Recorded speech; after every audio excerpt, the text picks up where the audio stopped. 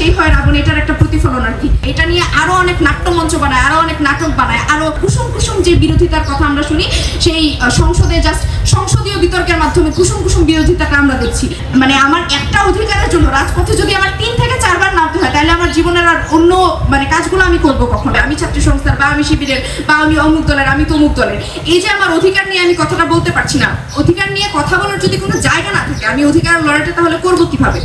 সরকার গণভোটের গণরায়টা বাস্তবায়ন করছে না, এটা কমপ্লিটলি সরকারের ব্যর্থতা। এবং আমি বলবো আমাদের বিরোধী দলে যারা আছে তারা সঠিকভাবে এই জিনিসগুলো উত্থাপন করে সরকারের কাছ থেকে আদায় করে আনতে পারছে না। কুসুম কুসুম যে বিরোধিতার কথা আমরা শুনি, সেই সংসদে জাস্ট সংসদীয় বিতর্কের মাধ্যমে কুসুম কুসুম বিরোধিতাটা আমরা দেখছি।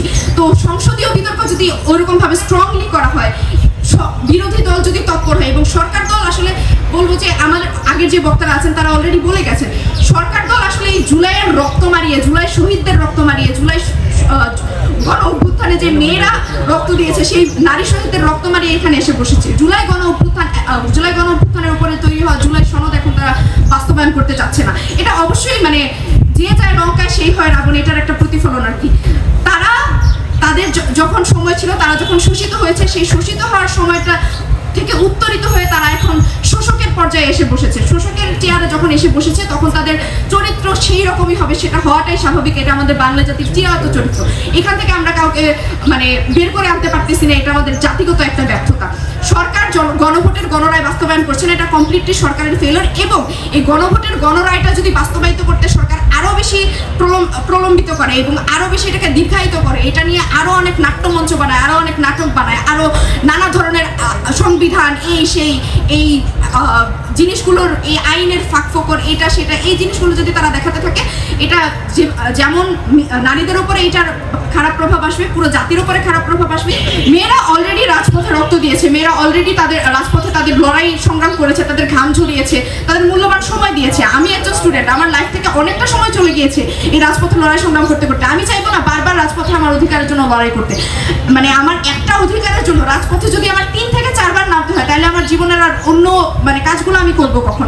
আমাদের করণীয় অনেক কিছুই আছে। অনেকে বলতে পারবে যে মেয়েরা এখন সরকার যে জুলাই সনদ বাস্তবায়ন করতে গড়িমসি করছে, মেয়েরা আসলে রাস্তায় নেমে আন্দোলন করতে পারে। আমার মনে হয় না যে রাস্তায় নেমে আন্দোলন করার মতো সেই এনার্জি বা সেই শক্তি এবং সেই লোকবল আর আছে।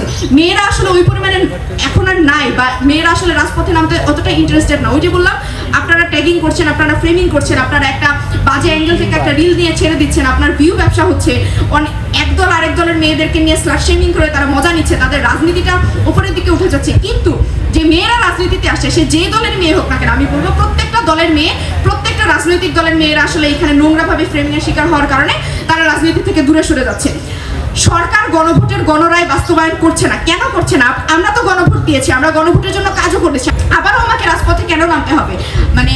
কয়বার আমরা রাজপথে নামবো? আর রাজপথে নামার জন্য সেই লোকবল, সেই পরিমাণে যে স্ট্রংনেসটা থাকা দরকার। একটা মেয়েকে কতবার স্লাট শেমিং করা যায়? আপনারা 100 বার স্লাট শেমিং করতে পারেন, কিন্তু সেই 100 বার স্লাট শেমিং নেওয়ার ক্ষমতাটা আসলে আমার নাই।